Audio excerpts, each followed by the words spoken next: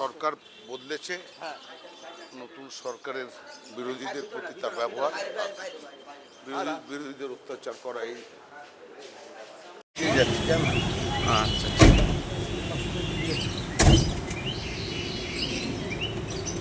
কিছু বলবেন?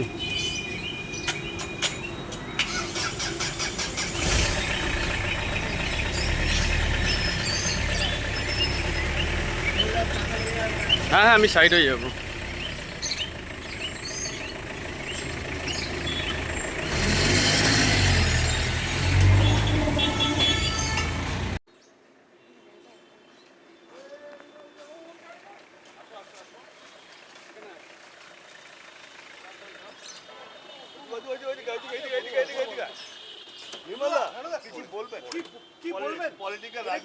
চক্রান্তের শিকার কি বলবেন?